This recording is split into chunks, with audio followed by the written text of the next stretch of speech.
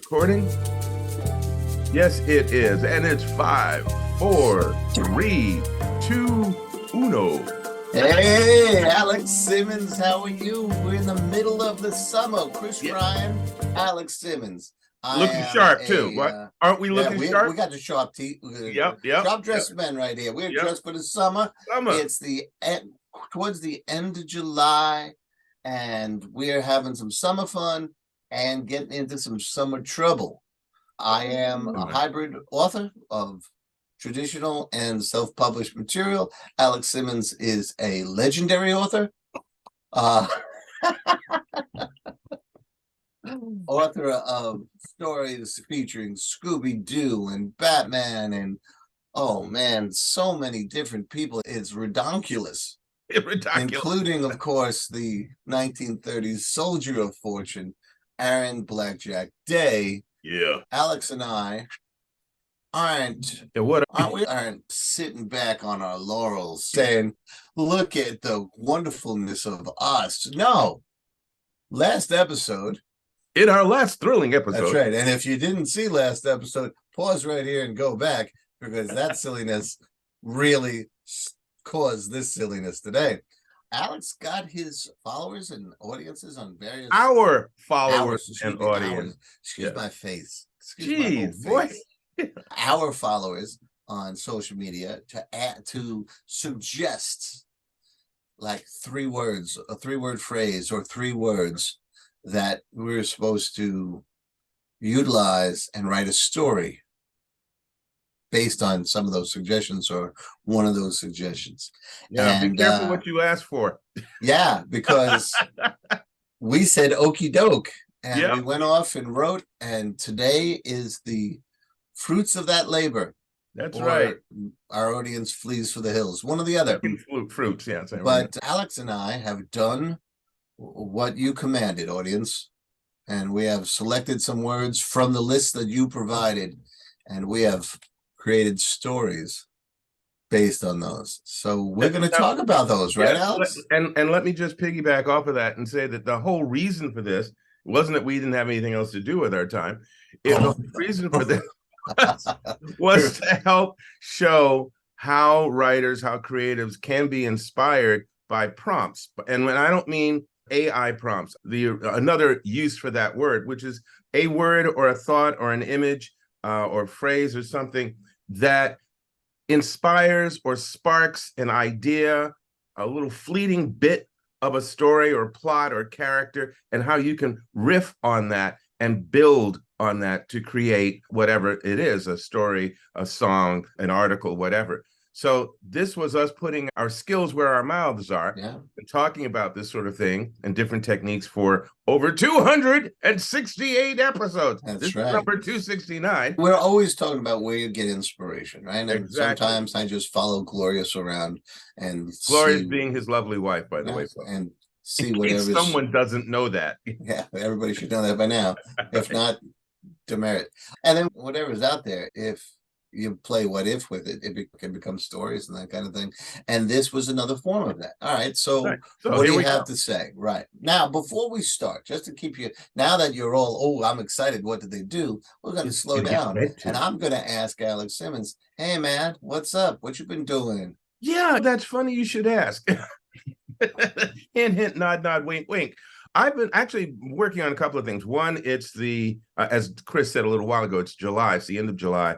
And so the summer semester at the New York Film Academy is coming to a close in another couple of weeks. Mm-hmm. And so a lot of my screenwriting students are prepping, trying to finish that last bit on their script or their treatments and get ready, because they have to turn those suckers in for their grades, but also because a number of them also have to prep to actually film their short films. There you go. So there's a lot of work involved, and that drive, that focus over the next few weeks, and I got to be there to help guide them in so they have a smooth landing. So that's been that. And then the other thing is working on writing a couple more afterwards. That's that sort of after statement in a novel or a book. In this case, for the Asterisks graphic novel series that's being published in English here in the United States.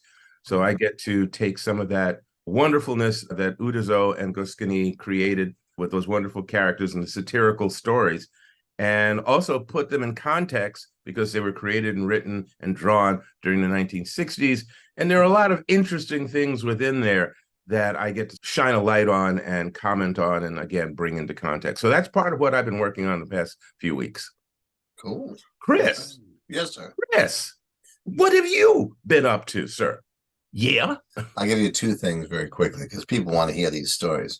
First of all, I have been prepping the second volume of Soul Scream Anthologine.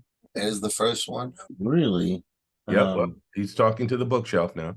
I don't know where the He's Christmas looking one for something, folks. That's for all of you listening to the podcast, or rather watching it. I must have brought it up to the other room, but there's the Christmas one, which is volume 0, and then there's this one, and Dark Justice will be the second full volume, and I think I'll finish the editing on that today, and then tomorrow I'll be all layout, and off we go to the races. There will be. Let me just quickly say, for those of you who are going, wow, what is he up to? What Chris has been a man on a mission with this project for almost a year. And I want you to go back and listen to some of our selected episodes between roughly like episode 250 and here. Yeah. You'll get bits and pieces of the story and some insight into not only being a publisher, an indie publisher, but also being an indie editor and a number of other hats that the magnificentness of Mr. Ryan wears. And since you said right now, since you said bits and pieces, I'll tell you that we have teased that Anthologine, Soul Scream Anthologine, is part anthology, part magazine. But now I can tease one other level. Ooh. Read together from the Christmas one all through the 4 official volumes. Is there a special surprise? There's a novella or novel type story woven throughout all of them. Oh, check that out. So my playing with formatting, you bon vivant, you special kind of guy. Wow. My playing with platform and genre and format continues, and we'll see what it goes. Some people might love it, some people might hate it. Yeah, well, we'll take care of those.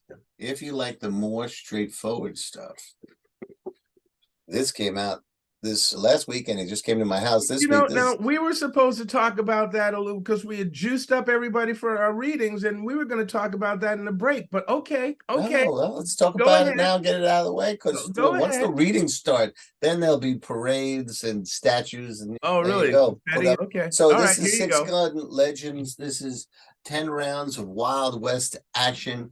There are new legends of the Old West, edited by our friends Jim Beard and John C. Bruning of Flinch Books.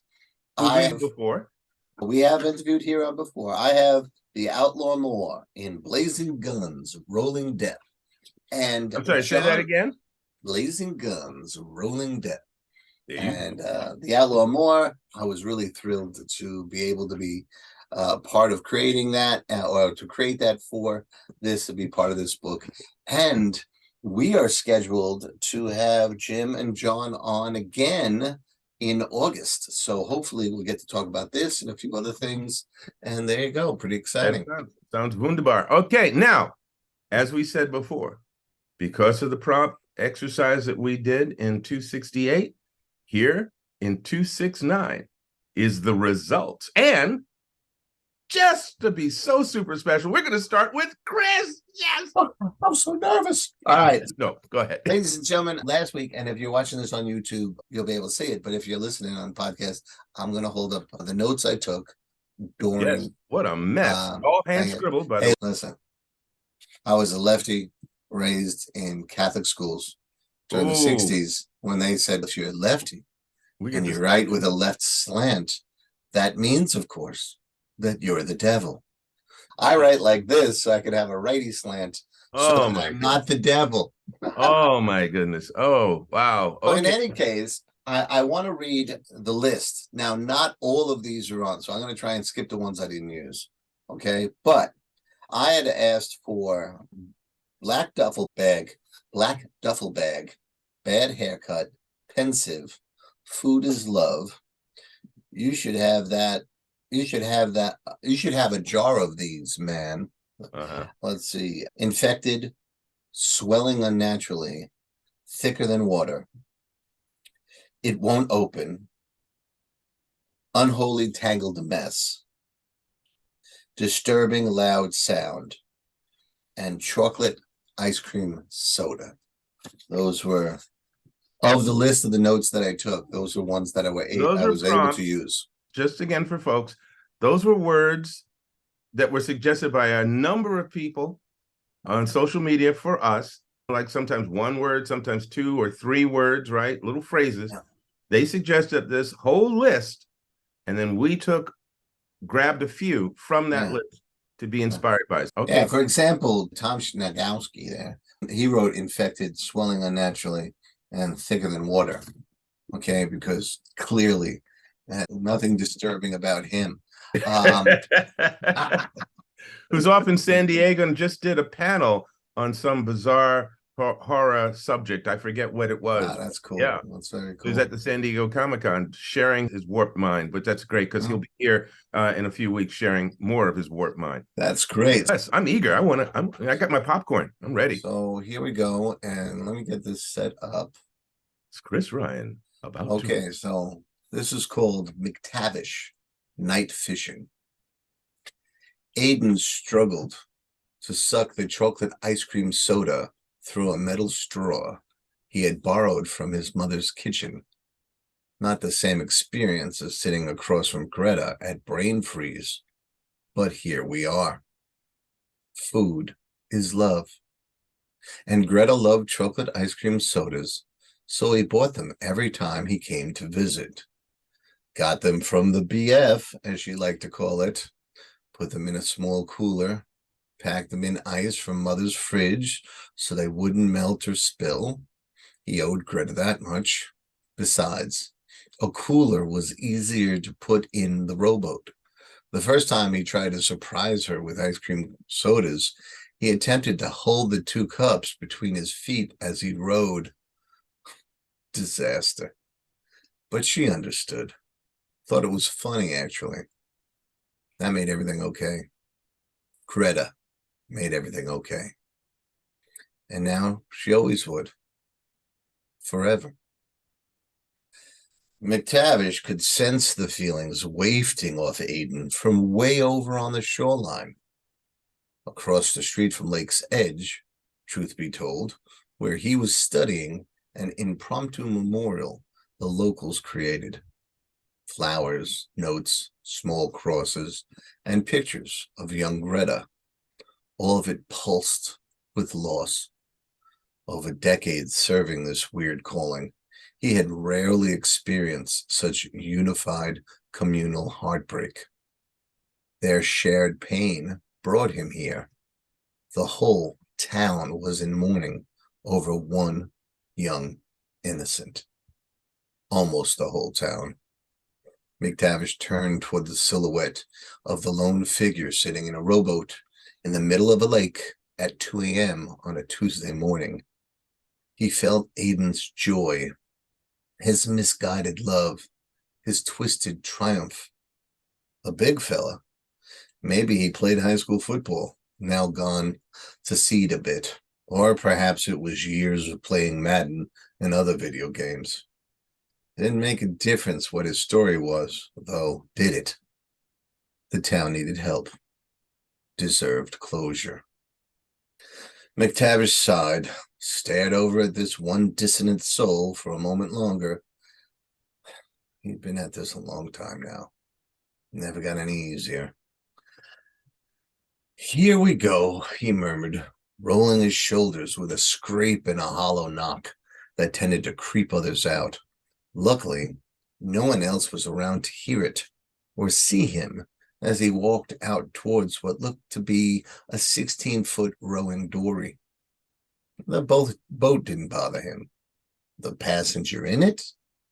Tavish had never been pulled to a location for a party. So yeah, bother pretty much summed it up. Aiden focused on Greta, sharing her favorite treat, chatting, spending time together, until they heard the unthinkable. A pattern of soft splashes that sounded like walking. He excused himself, turned towards the shore, and felt his heart clench in fear. A man strolled towards them, across the water. Aiden stared as the figure drew closer. Eventually, he could make out details. Black boots, jeans, a faded old army jacket, hands hidden in the front pouch of a black pullover hoodie, a beat-up baseball cap with an American flag patch sewed on the front. The walker was looking down, so Aiden couldn't see his face. But how was this guy not sinking? Were there rocks just below the surface? Was he hallucinating? When the guy was less than 20 feet away, Aiden couldn't help himself. How are you? The American flag rose to its full glory as the guy looked up. Every part of Aiden jumped. The guy had no face. Under the hat was just a skull. It raised one skeletal finger to non-existent lips. Shh. Aiden dropped his drink. The top popped off, spilling chocolate ice cream soda across the flat bottom and keelson. The skull shook from side to side. You should have those in jars, man. Aiden wet his pants. I get that a lot. The fully clothed skeleton climbed into the boat and sat opposite the chubby, terrified young man. Skull. Bony finger tapped a name patch above the old man's left breast pocket, the old jacket's left breast pocket. McTavish will do fine, thanks. The skull. Aiden's eyes dilated as shock spread. A hand of bones passed in front of the skull, replacing it with a human face. Hair, eyes, nose, mouth, teeth, lips, and even normal hands were all just suddenly there. None of them were memorable. McTavish asked, "Better?" Aiden's relief was palpable. Yes. The ordinary face melted away, leaving just the skull. Too bad, McTavish said. The townspeople in mourning, they see the boring guy. You get me. Why? Tavish tilted his head, empty socket studying the young man's pale face, vacant stare, bad haircut. He leaned forward closer. The kid went from pensive to 5 o'clock, 5-alarm freakout, scrambling backwards, almost propelling himself out of the boat. A wave of a skeleton fingers, and all that reversed. And Aiden found himself sitting again, just inches away from the skull in the American flag hat. The aged jaw moved slightly as McTavish announced, "Aiden, we gotta talk, buddy." "I didn't do anything." "You did. That's why I'm here." His gravelly voice sounded like it was inside Aiden's brain. "You and me, we gotta make this right." Aiden suddenly dared some attitude. "Why am I any of your business?" McTavish moved his skull in a way that made him seem like he grinned. "Business? Mankind was my business. The common welfare was my business. Charity, mercy, forbearance, and benevolence were all my business. The dealings of my trade were but a drop of water in the comprehensive ocean of my business." He watched Aiden blink. "Nothing? Really? I tell you, the education system in this country has really slid into the crapper. I don't understand." "That, kid, is obvious." McTavish leaned over, glanced in the direction Aiden had been facing when he still held his ice cream soda. There was a tiny bobbing marker floating in the water there. "This, so you know where she is? Where you put her?" I don't have any idea what you..." "She just liked the lake." You loved her or something, wanted her all for yourself, even though she was so much younger than you. McTavish pointed his index finger bones at the guy, knowing that unnerved people. Pedophile? No, never. She was an innocent child. The tone, expression in the eye, even the heartbeat aligned with truth, McTavish noted with relief. The locals will be glad when they eventually learn that from a coroner. Then why, Greta? Aiden shook his head furiously. I would never hurt that girl. She was the only one who ever told me I was great at making her ice cream sodas. So you kidnapped her, brought her out here, and stashed her at the bottom of the lake? Aiden, that's no way to acknowledge kindness. I did not hurt her. I beg to differ. McTavish extended both arms down toward the water and swung them up. The little marker flew out of the lake, trailed by a thin fishing line, and finally, with an upward splash as it broke the surface, a black duffel bag. It hovered at their eye level, the weight of it a bit lower, water gushing through the material. From Aiden's dismayed shock, he thought it was waterproof. No way to treat a friend, McTavish admonished. That's not mine. Aiden leaned away from the black duffel bag. She's not in there. Let's see. It won't open. See, the zipper's all mucked up. McTavish moved his skull from facing the floating duffel bag to the boat. The bag moved forward, lowering itself between them despite the spilled ice cream soda. The unnerving presence nodded his chin at the bag. From inside the soaked canvas came a disturbing, loud sound, like a desperate gasp after being unable to breathe for a long time. Aiden shook. There was movement from within the bag. Aiden cried out. Something black and slimy pushed itself through the small opening where the muck-covered zipper ended. A finger, the nail cracked, infected, wormed its way out of the bag. The digit was unnaturally swollen, oozing a viscous liquid thicker than water, blacker than blood. As the zipper surrendered to its efforts, a second joined in, then a third, a fourth, a second hand. Both were small, violated, disturbing. The bag opened. An unholy tangled mess of hair emerged, dripping more of that foul goo, things moving beneath the once beautiful curls. Aiden lost the power of speech, emitting only baffled bleats now. Greta emerged, sitting up, torso out of the duffel bag. She tilted her horribly ruined face up to Aiden. Why? He tried to look away. McTavish flicked a finger from Aiden to Greta, and the murderer's head snapped forward, eyes forcibly opened. Answer her.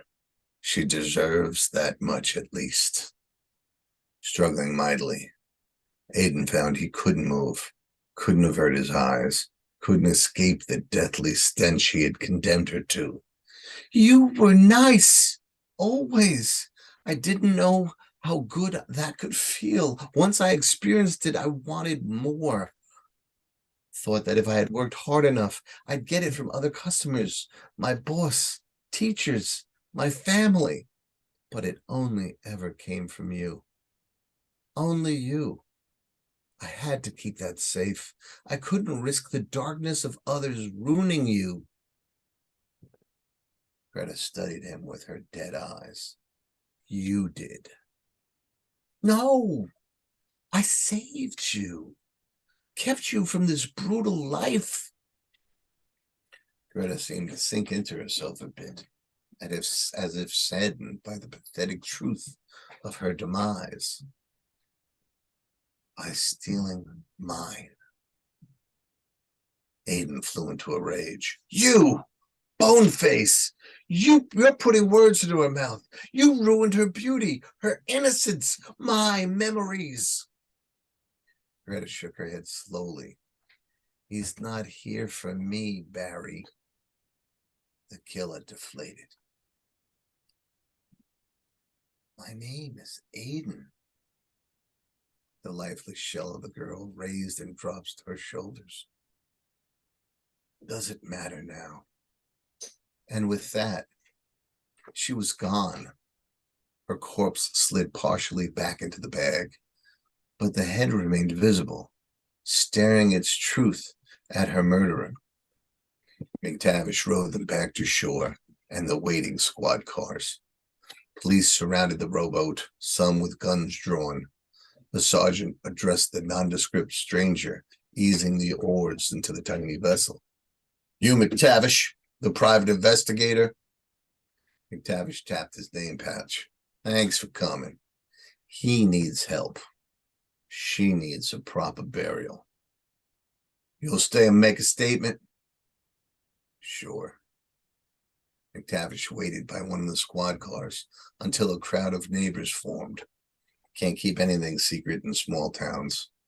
Not forever, anyways. Amid the cries and anguish and the relief of knowing, of closure, he slipped away. Job done. Maybe he'd be able to have a bourbon with a friend before he was needed elsewhere. There you go.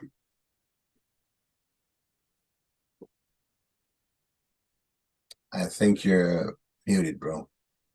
No, I'm not. Oh, there you are. I was clapping.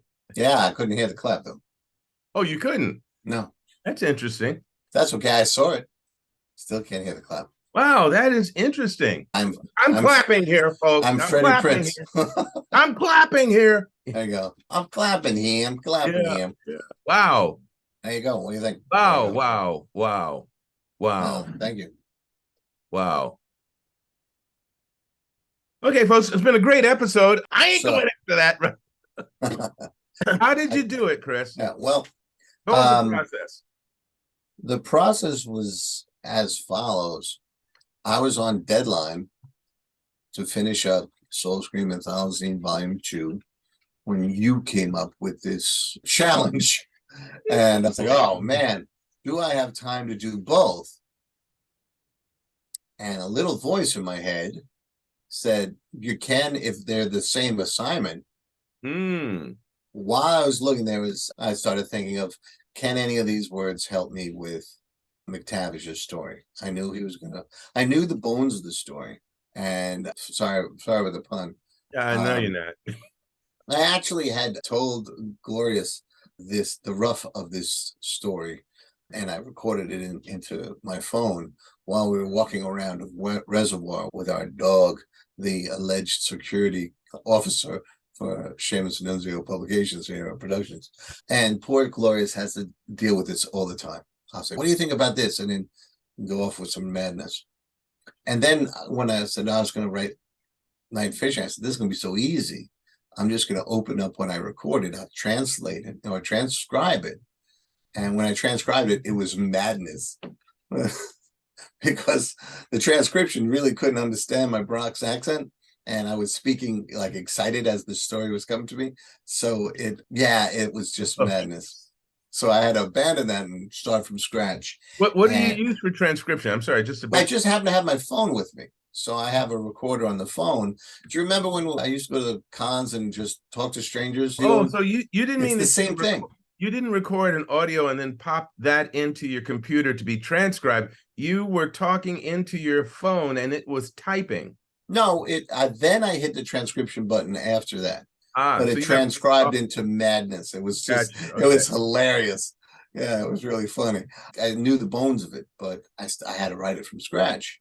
And when you were doing last episode, issuing the challenge, and we were both reading people's suggestions, there was a competition between McTavish and another character I have named Penelope, who was a very petite, very lethal adolescent raised in the world of hitmen and strong arm people and that kind of stuff. That's a story for another day.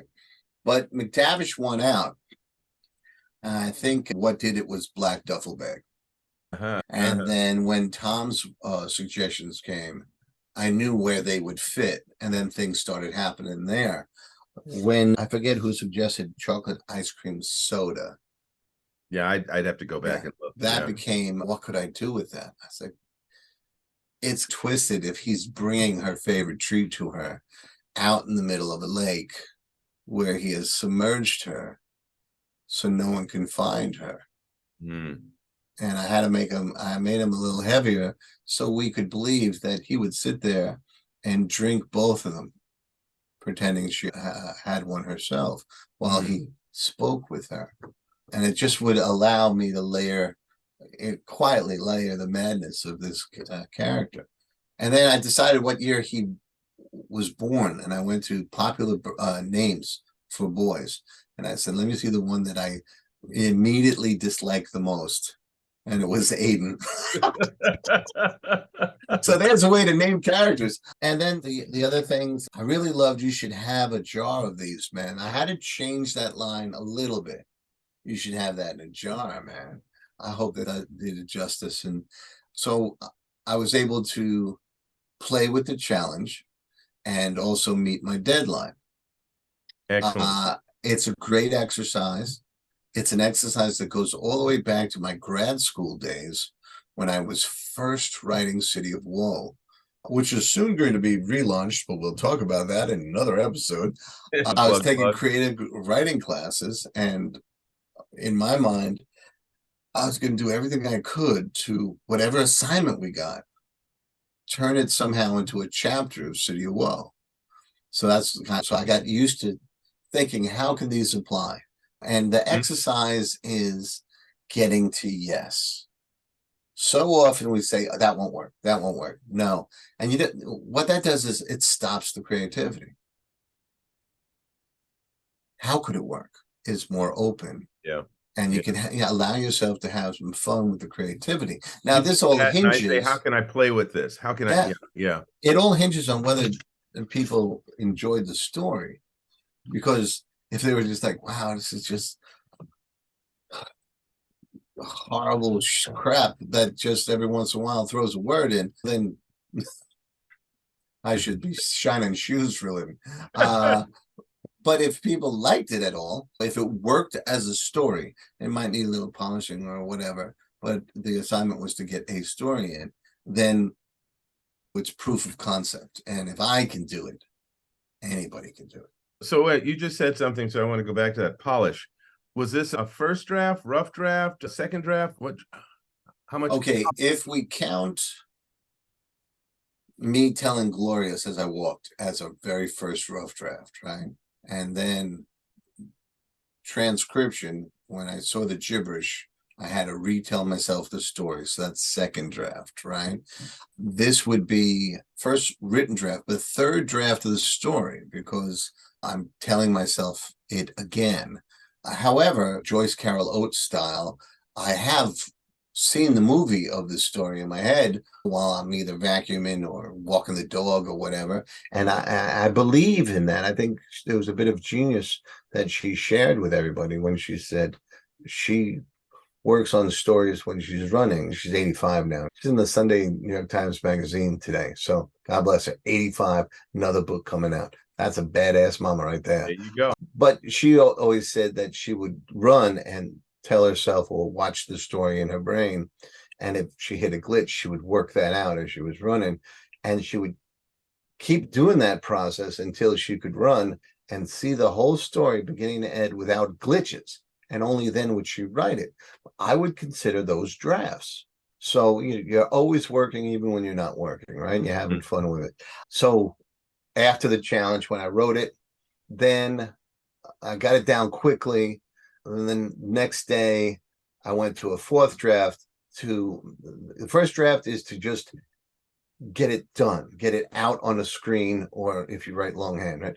There it is. And then the next draft, That was a puke, folks, just for you listening. get it right out there. Yeah. And then the next draft is, which would be our fourth draft, would be to make that coherent.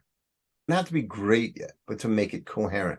So you're taking all the distracting typos and, whoa, you forgot these words or whatever, and you get that in. And then there's another one where I read it out loud, and the things that I stumble on, I try and smooth out a little bit. And then there are one or two other readings to see if it actually worked. And then this morning, before the episode, I burdened Glorious's quiet time. Yes, can I read this to you? It's the second time I've read it to her. So if you count each one as a draft, I probably went through the story 10 times. Gotcha. But actual writing, probably 4 times. And while I was doing this reading, I noticed 2 or 3 places where I had still have little typos and whatever. It has to go through one more time, probably as I'm putting it in. I'll be doing layout on Monday, so that's probably when. So we're going to I'll go back through the list, or we'll go back through the list and find the people who contributed those words, and we'll let them know how wonderful they were in terms of being a part of inspiring.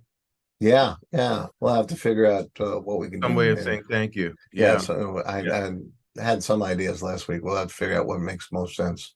I realized I didn't write anyone's names down, so I'm at the mercy of. Like I said, hopefully you still have it. Luckily, the submissions, if you will, were done on Facebook, so cool. They're still there. They're still there, waiting for us to go back and. Well, hopefully, if people are kind enough or incensed enough, either way will work.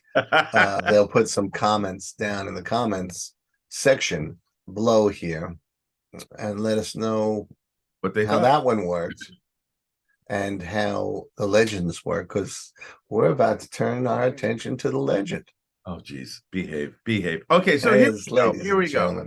So you saw the rookie, you saw the guy who he throws breadcrumbs to, so he allows to be here studying at his feet. But ladies and gentlemen, this is the moment you've all been waiting for. Yes, you get to see me in spandex. There you go. And listen, let me tell you, it's a sight. Yes, it's a sight. My eyes. Okay. One of the things that was fun about this whole exercise for me, including when I came up with it, was because there are so many different ways that writers approach the process, the creative battlefield that we run across, or the field that we run across, that allows us to go from nothing, a blank screen or blank sheet of paper, to a finished, published, whatever. And I've often taught my students, and I know you have too, Chris, that it's about what's in here. It's about the story you want to tell and how you want to tell it. Who are you as a writer, how you approach things. And I often say to them, look, I'll teach you some methodologies and some techniques, but it's like going to a hardware store. You pick up tools that you need, and the other tools you leave. It's about what methodologies work for you. So one of the things I wanted to do was, with this process, with this little exercise, was to see how Chris was going to approach what he did, and how I would approach what I do, and just as demonstrations, not as who is taking a smarter course or less work or whatever. It's really about different ways that we go at what we do. And I will wrong answer. Exactly. So I will say that I think it's great and perfect that Chris did what he did, including all of the editing and smoothing out of certain things, and then including, as you said, even after doing this reading, you notice a couple of things that you want to fine tune. That's perfect, because as we've said 1,000 times on this show, literally let it suck the first time, and then as you go back, the blessing is in the rewriting, and then forming of telling the story to yourself first, and then forming it into the story you want to tell to everybody else. So in my case, yes, in my case, I took, you're about to see raw, because what this is a family show. It's a family show. I know. Okay, cover your eyes, avert your eyes. Okay, what I did was I took the words that I was curious about, or shall we say tickled me or inspired me or whatever, and I selected, let me just refer back to the short list that I had. I grabbed from the selections that people gave us I grabbed Yellow Fog Rising, Bowlegged Sue, Unholy Tangled Mess, which Chris did a brilliant job with, Yellow Taxi, My Own Reflection, Fork Tender, Hula Hoop, and Ominous Ship. So I did not know what I was going to do with any of these words. You just jot them down because something about them scratches at you. And you say, okay, let me just grab those words. And then I had a very busy few days of working on totally other things, some of which we talked about at the top of the show. And then I sat down and I said, okay, now I'm going to go and I'm going to look at that list of words again, and I'm going to see what springs forth, what says take a leap with this. And I didn't know if I was going to try and put all the words into the event or what. This was really just spontaneous combustion. So what I did was I looked at the list of words. One of them finally went, yes. And I said, okay. And I did what this is going to be a thrill. Yes, hang on here. Here we go. I did what I referred to as my mind map. Now, for those of you who are seeing this on YouTube, because I use that silly little fake backdrop thing, every now and then the sheet fades out. But this is my mind map. I'm holding up a sheet of paper, which if I get it angled just right, it will appear. It's a little bit of ghosts. Good there we go. Okay. So this is just a scramble of words on a sheet of 8.5 by 11 paper. And what I did was I took the phrase that sparked the thought, popped it down there, and then just let whatever came to my mind splatter onto that sheet of paper. Just a cacophony of fragmented words and phrases, and yet all of them sparked by the one phrase I had pulled from my list. And then once I saw that, I took a step back for a moment. This is still all within the same sitting. I took a step back for a moment. I looked again at the page after a few minutes. Certain words began to almost float towards me. I let them roll around in my head. And then I went to Google Doc, popped up the text to speak to text microphone so that you can transcribe directly onto the Google Doc, and wrote the story that unfolded in my head. I would even call it the scene that unfolded in my head. And I wrote it just stream of consciousness until it said the end in my head. And then I went back and I read it and corrected some gibberish, because you're right, certain transcriptional technology gives you gibberish. You know, I don't have that. I think it's Dragon. I don't have Dragon. I'm gonna have to try that one of these days. But working with Google Doc, God bless you, Google Doc. Thank you very much. You've saved my buns on several occasions. But this one was, what the heck did I say here? So I went through that, cleaned it up. And what you're about to hear now, this short scene, is stream of consciousness with a little bit of a tweaking, okay? So all of the buildup from the Padawan to the master, no, we're now reversing this, because what Chris read was masterful, and what I'm going to read is going to be, in effect, a first rough draft of a scene inspired by one of these words. It's called, I remember Whitey, Captain Whitey. His real name was Whiting or something like that. But hell, what were we going to call him, this white man leading a troop of colored men all through France? And he wasn't too happy about it either. You got to understand that the colored man was not welcome in that man's army. Now, as far as the United States was concerned, we could have kept out of it completely. Hell, in the beginning, they figured they didn't even need us. And when they first needed us, when they finally needed us for the same thing, they figured, yeah, we'll just keep them doing the same thing they've always done. To pick things up, carry things around, dig holes, and clean up behind somebody. Damn, they didn't even let us have guns at first. I remember the sky was so blue, almost like where I was born. Oh no, I wasn't born in New York City. I was living there when I got drafted. I was born in North Carolina, where my family is from, in a small little town on the southwest coast near the water. You never heard of it. Most people never heard of it. It's about 2 hours from Raleigh. I don't even think folks in Raleigh even ever heard of it. But as I was saying, the sky was blue. I remember that. And the hills and the groves of trees were like dark green.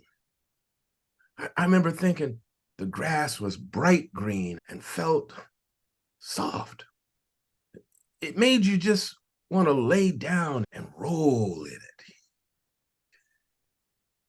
I remember the people. When we marched through the villages and the towns, most of those French folks would line up and stare. They'd never seen a colored man before. For months, they would look at us like we came from outer space or something. And they'd be whispering and staring. Not like the folks down south or even in New York. No, when they stare at us like you don't belong here and please don't touch me kind of thing. These folks were more like curious. I guess we were strange to them. Imagine growing up your whole life and never seeing anyone whose skin is darker than your own. But we were wearing the same uniforms as the white soldiers, so they must have just figured we were all Americans, and we weren't going to tell them anything different. I remember the shops, the houses, and little cottages. They were painted white and brown and a few other colors. And I'm thinking, these people have a little pride in showing off where they lived. There were even windows with flowers in front of them, with reds and pinks, and there was all the fruits that people had brought, some of them that they grew. I remember passing as we marched from one area to another, and I remember passing rivers with clear water. That was light blue. Sometimes you could just look through it and see the bottom, or maybe there was places where there was a little bit of grassy moss, and that was green, like light green. I can remember that real well. I remember the battles we were in. The sounds of the guns going off, the bullets flying around you, and you couldn't protect yourself because you don't have a weapon, and we didn't have any weapons. Sometimes we'd be, I don't know what, for weeks on end, moving along the coastline, coming out every now and then, being in an open field or a little valley or seeing a small town somewhere beyond, but we couldn't go into it because Jerry was there waiting for us. By the time we were allowed to carry rifles, we've seen a lot of ugly things. I remember seeing so many soldiers shot up behind there, and the brown earth, the funny green uniforms we were wearing. I guess they call it khaki. Yeah, dark green and dark brown stains on it. And them white boys, boy, they could bleed. You could see it against the contrast of their skin because it was lighter. We were shot. We were bleeding. We bleed longer because the medics weren't always fast in getting to us. Few of us knew how to treat wounds and things, do the best we could. I remember thinking, I better take all this in because this may be the last thing I ever see. The fighting was getting closer, and it was personal, almost like back on the street in the city, with knives and things. But here it was different. We were digging in the trenches, and Jerry would be just like maybe 50 yards away and would poke up and shoot at you. Or sometimes they shoot, and the shooting gets so intense, people come charging out of the trenches and going at each other with bayonets and rifles and knives and pistols and things. It's a funny thing. By 1918, the Germans were losing. The French, the English, the Americans were beating their tails into the ground. Everybody was bad off then. So the skirmish lines, they were weaving and zigzagging back and forth all over the place. It's hard to tell who was really out there on the battlefield. It's hard to tell who was really winning. Most of the time, we were all out of supplies, not just weapons and bullets and grenades and things like that. We were out of food. We'd fight and cut off their supplies, and then they'd fight and cut off our supplies, and We get further in, push them back, and then they come at us, and none of us were in any shape to be doing any of this. I remember looking at some scraps of food that we'd put together this one time. Can't really tell you much about what it was. Some of it was some stuff that the soldiers had found in the woods, vegetables or something. Some had killed a rabbit or two every now and then and cut it up and share it. We were mostly in small groups. They call them squads. A few of us Black soldiers with one or two French soldiers. I can't remember what that stuff really looked like.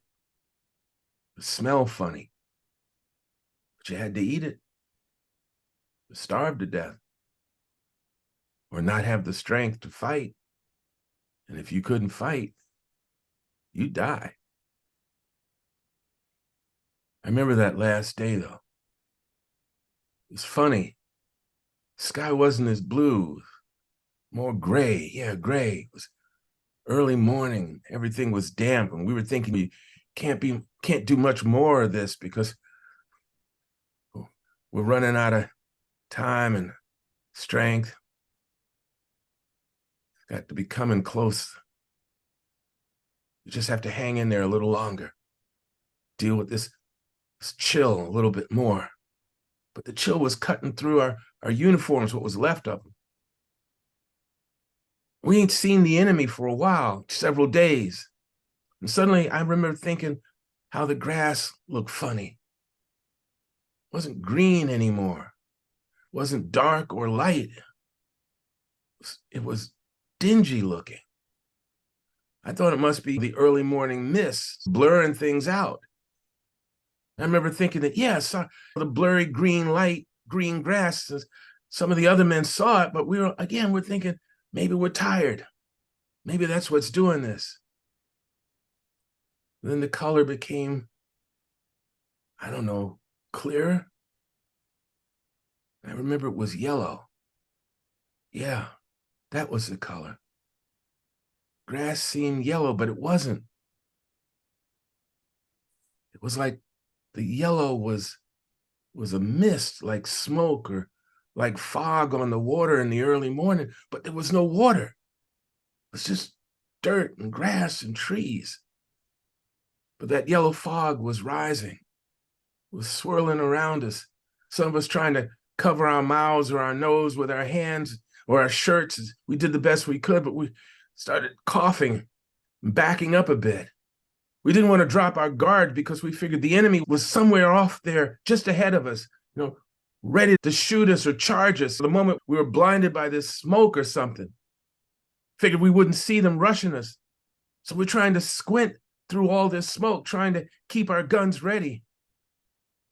Some of us finally started shooting ahead, not at anything in particular, just trying to keep ourselves safe somehow. And I couldn't see anybody, and we couldn't see anything. And finally, we had to back up. We had to keep backing up further and further.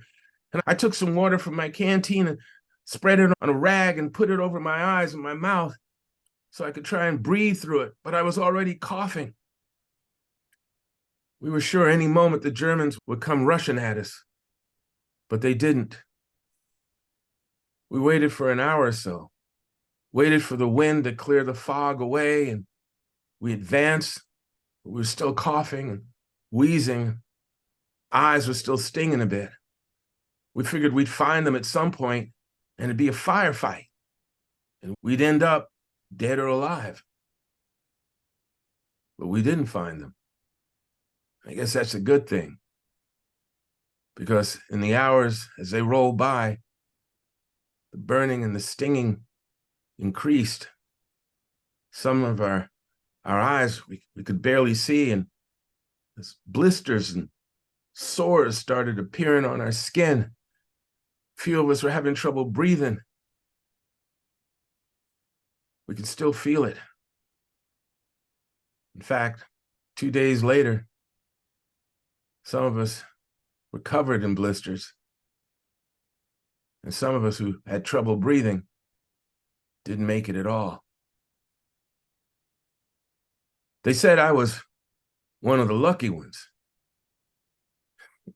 I'm laughing now. I said, see, I was one of the lucky ones. You can see that, right? But I'm still having trouble myself, especially since I can't see anything anymore.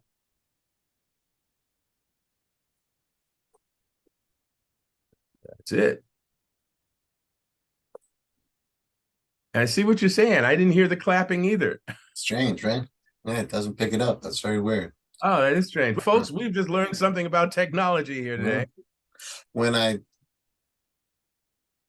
started to dawn on me what direction you might be taking, because I knew Yellow Fog on the Water, Tina's grandfather and my own grandfather, or my great grandfather, her grandfather. He, as a very young man, was in World War One. And my great grandfather was in World War One. And I never met my great grandfather, but they would talk about mustard gas, yeah. scars and stains and all, and how people would come out blind or lung seared, damage, yeah, all sorts of stuff. I knew what was coming, but didn't. So every word, it was a weird effect in that your characters are going through and they're seeing the greens and the reds and the blues, and that became ominous to me because I knew, well, they're in war and they were black people in war way early, way before. I don't know that we ever got to the level we should be, honoring people who are fighting for us, no matter who or what they look like or who they are. But definitely during World War One and even World War Two, it was amazing that they even wanted to serve at all because of how they were treated. But here they were, and it was an interesting dread that I experienced as you were going through the most common things.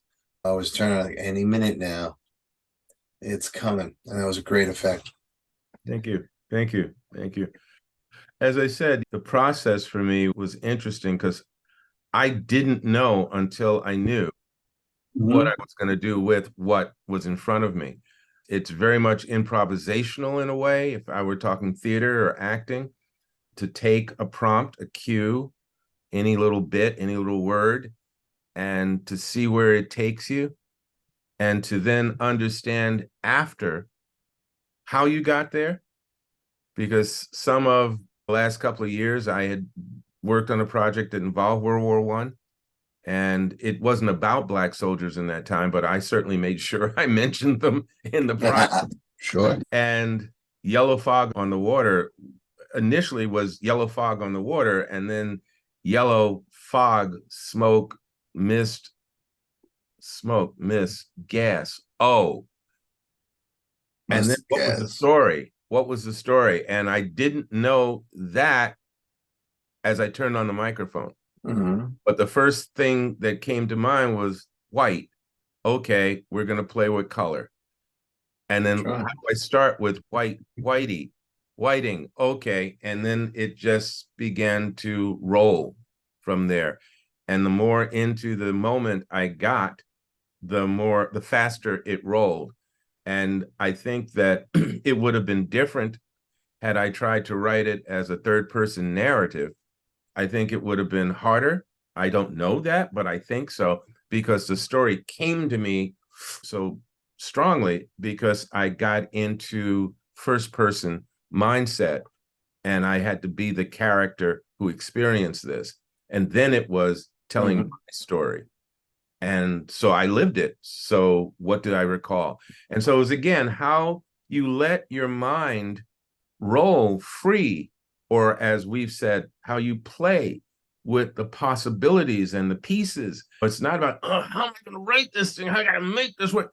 It's, what can I do with this? Where is it going to take me? And again, just one more thing, just not to judge anything. Had I said, oh, that's probably not gonna work, or this is that's probably dumber, I've already done a thing about World War One. If I'd done any of that, I would have gotten in my own way. I would have tripped myself up. I would have stopped the process, and I'd been standing there going, humming. So it's again about roll with it. Once you get it out there, if it works, and if it doesn't, fine, roll with something else, or start to manipulate it to clean it up and help it to be better. And even the characterization of the narrator. Once you start realizing this is really a story that's set in military setting, there is a school of thought that says there should be more military jargon, but not from this guy, right? He's not embraced by the military. He's not cared for by the military. He's in the back of the line. He's the cleanup guy. He's not even giving guns. He's not even giving the respect to the military. So the omission of military jargon and know-how underscores that racism and becomes another layer of reality for that story, you know, except for Captain Whitey. Yeah, Captain Whitey. We never get anyone's names and never miss it. That's fascinating, isn't it? And we never get to know this guy except that he has a skin tone darker than Captain Whitey, but we don't get down into exactly how dark he is, and we get a little idea of where he's from, but it's just those are just broad strokes, and there's a real winning innocence and wide-eyedness about him for most of the story. That was another thing I wanted to try and do too, because for the world we live in now, I find, for instance, when I talk to younger people than us, there's a naturalness about knowing what the rest of the world looks like. Either they've seen it on the big or small screen, read the news or seen the news, or they've traveled. Another part of the planet is not that bizarre, right?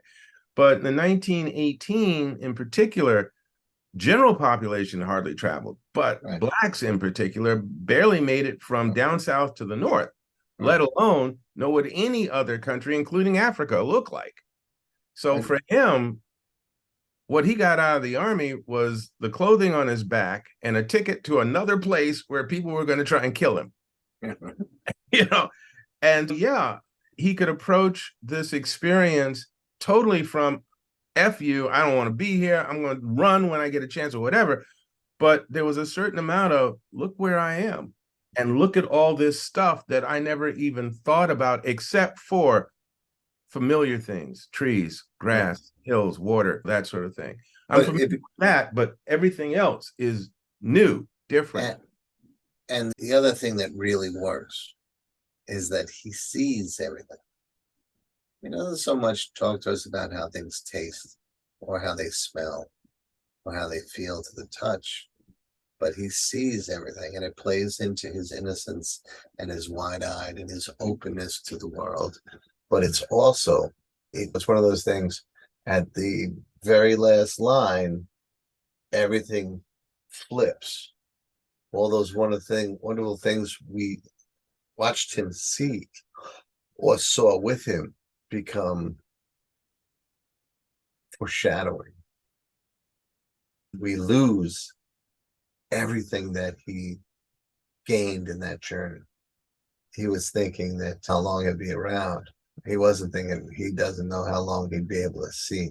That was just a really efficient way to utilize description without throwing up the red flag or pointing, hey, I'm foreshadowing, making it very organic and paying it off with the final twist.